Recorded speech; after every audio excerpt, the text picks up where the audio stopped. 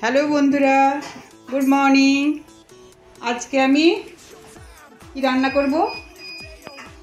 মোচা করব, মোচার তরকারি করব। মোচার তরকারিটা দেখে নাও, খুব শর্টকাটে, খুব টেস্টি করব। তেল দিলাম, একটা শুকনো লঙ্কা দিলাম, 3খানা তেজপাতা দিলাম, 5 ফোড়ন দেবে। মোচার তরকারিতে জিরে ফোড়নও পড়ে, কিন্তু 5 ফোড়ন দিয়ে করে দেখি। আদা বাটা দেবে আর টমেটো বাটা দেবে।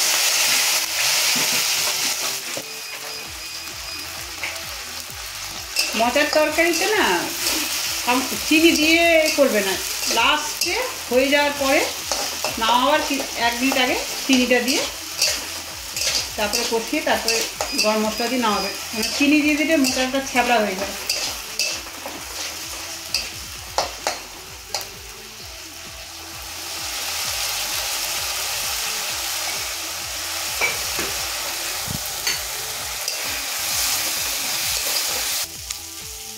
নুন দিলাম,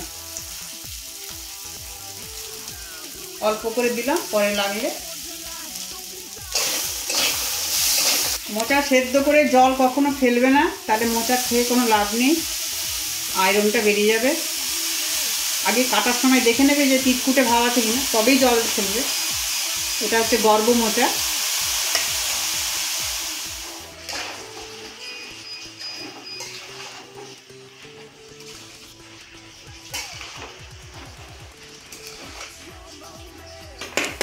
এটা এখন সেদ্ধ হবে, সেদ্ধ হয়ে জল বেরিয়ে মশলাটা একদম যখন এ হবে তখন এটা এমনি সেদ্ধ হয়ে যাবে।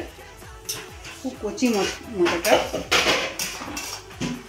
এখন হতে দেয়। দিলাম, ঢাকা দিয়ে দিলাম, হোক। 5 মিনিট পর আবার এসে দেখাচ্ছি। দেখো মোচারটা জল আস্তে আস্তে মাছ মরে যাচ্ছে, আর ওকে শুধু কষিয়ে যাবে। বললাম না কচি মোচাটা, তাকে এই ভাপেই মনে সেদ্ধ হয়ে যাবে।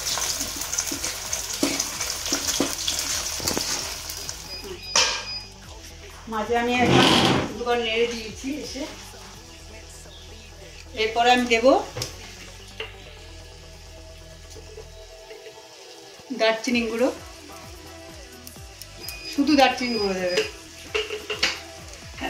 মোচাতে আর কিছু পড়ে না। আর দেবে চিনি, মিষ্টিটা দিয়ে নিই আমি।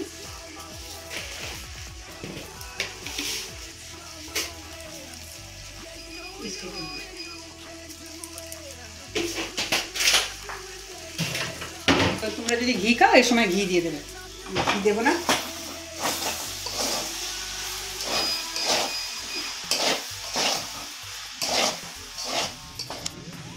আর একটু কষিয়ে নিই, তারপরে দেখে নামিয়ে দেবো। দেখো আমার হয়ে গেছে একদম।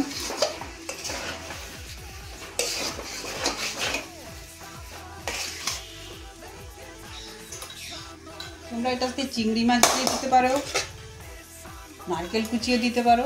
আমি যেহেতু একটু মুরগি দিয়ে খাবার করছি, তার জন্য এইসব জিনিসগুলোকে অ্যাভয়েড করছি। কিন্তু এইভাবে করেও খেয়েও দেখো, চেটে খাবে সব। এটা গরম ভাত দিয়ে, ডাল দিয়ে সুন্দর করে ভাত খেয়ে নিও। এখন আমি আসছি, টাটা।